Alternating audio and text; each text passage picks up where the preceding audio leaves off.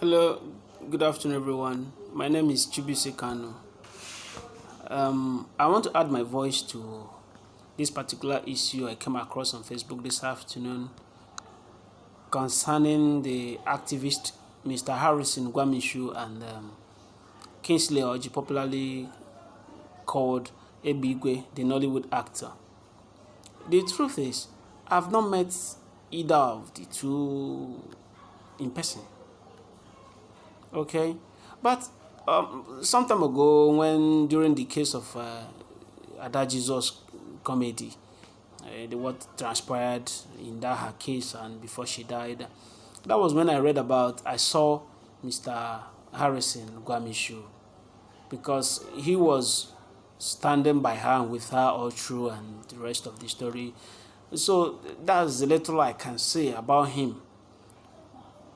But in this case of Mr. Kingsley Orji, I think we should understand something. And personally, what I don't get, the statement credited to Mr. Gwamishu that he never wanted to travel to India. He never wanted to travel to India for medical attention or treatment.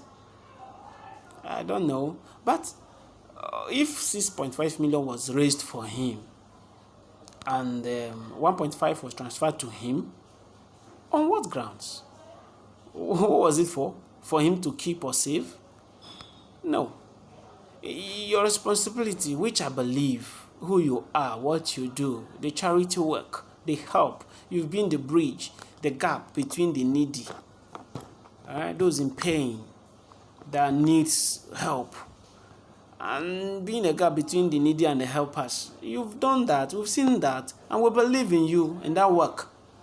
So this is the same case. I don't think anything has changed here. But there is a mistake, there is a misunderstanding. A man that has been in this situation for long, orthopedic issue, accident case, for months, definitely that man must have a bag full of problems, family responsibilities financially, and orthopedic case, accident case with dressing, subsequent dressing, antibiotics, other things he must have been on. My brother, 1.5 million is nothing. And is he not getting medical attention or treatment for now at the moment while he's still in Nigeria here? He's also supposed to pass through a hospital because he cannot wake up here and travel to India to seek medical attention. He must be referred to. He needs a referral letter. And who will do that? He can't pick that on the street. He needs to pass through a hospital, an authority, a medical doctor needs to refer him to India. So it should be assumed he should document as their patient if he has been discharged from where he was, of course. Then coming to the family problems or bills, my brother, he must have a lot of them to take care of. But why are you transferring the money to him in the first place? You should have assumed, you should have known he was going to spend it. Was it for what? To test his ability to do what? And why wouldn't he want to travel to India for further medical attention, treatment? Of course, you're working under other authorities too. Your donors, people that put you in charge of these things. You report to them. Of course, you should, if they must continue to recognize and respect you when you approach them on behalf of other people, because there are people that still need help. So I don't think giving up on this one will speak well. So please, and as a patient, there are certain rights that are reserved for him, like changing his mind from getting the whatever anywhere, from his medical report, if he can make it or not. I'm not a medical personnel, but my little experience coming across issues in the hospital, because I work in a federal hospital, so I have worked in a unit, revenue unit, where hospital patient bills are made. And trust me, when you see these cases, especially these orthopedic cases, people with moans, in this case, the bills are usually high.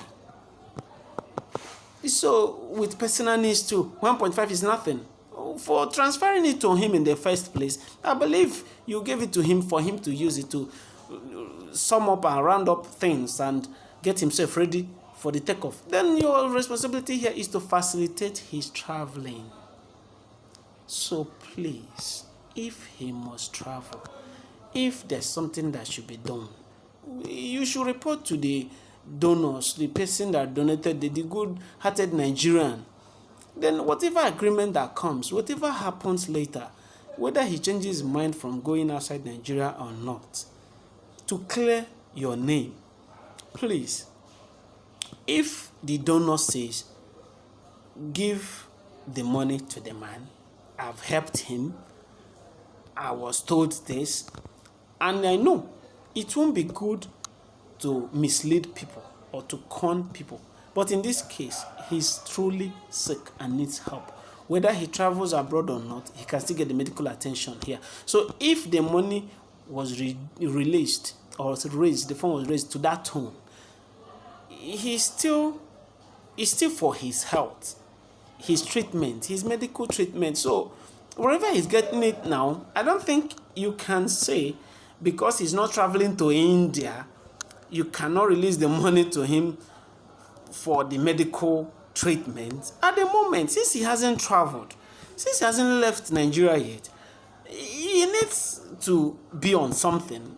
The money still belongs to his treatment, so it's not even yours. Mr. Gwamishu, you are a good man. We believe that your help, you do charity, will help. You help. We believe that in this case, your stand is with charity, help. Mr. Kingsley is the one in pain that needs help. He's the one that needs to get medical attention or treatment anywhere. As a patient, he so reserved that right to choose where, to change his mind. Even in the hospital where I work, I've seen a patient booked for surgery. In less than 24 hours, he changed his mind. He wasn't comfortable again.